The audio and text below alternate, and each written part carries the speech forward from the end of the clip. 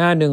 123ตั้งแต่ยัมปิตถาคโตวาจังชานาติภูตังตัดฉังอนัตถสังหิตังสาจะปะเรสังอปิยาอมนาปาตัมปิตถาคโตวาจังนภาสติเป็นต้นไป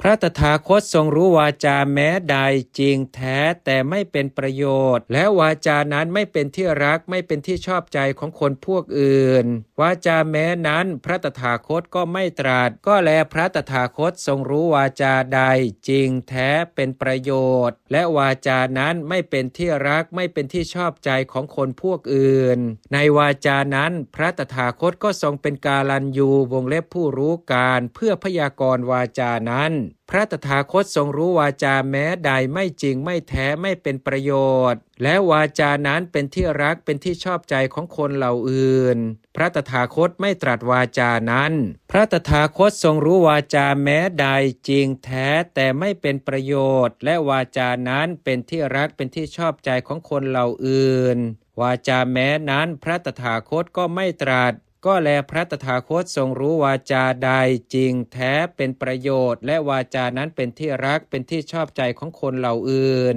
ในวาจานั้นพระตถาคตก็เป็นกาลันยูวงเล็บผู้รู้การเพื่อพยากรณ์วาจานั้นพระผู้มีพระภาคเจ้านั้นบัณฑิตพึงทราบว่าสุขโตแม้เพราะตรัสพระวาจาชอบด้วยประการฉนี้อันหนึ่งพระผู้มีพระภาคเจ้านั้นชื่อว่าโลกวิทูเพราะพระองค์ทรงรู้แจ้งโลกโดยประการทุกอย่างจริงอยู่พระผู้มีพระภาคเจ้านั้นทรงรู้คือทรงรู้ทั่วถึงทรงแทงตลอดโลกโดยประการทั้งปวงโดยสภาพบ้างโดยสมุทัยบ้างโดยนิโรธบ้างโดยอุบายเป็นเหตุถึงนิโรธบ้างเหมือนอย่างที่พระองค์ตรัสไว้ว่าดูก่อนอาวุโสในที่สุดแห่งโลกใดแล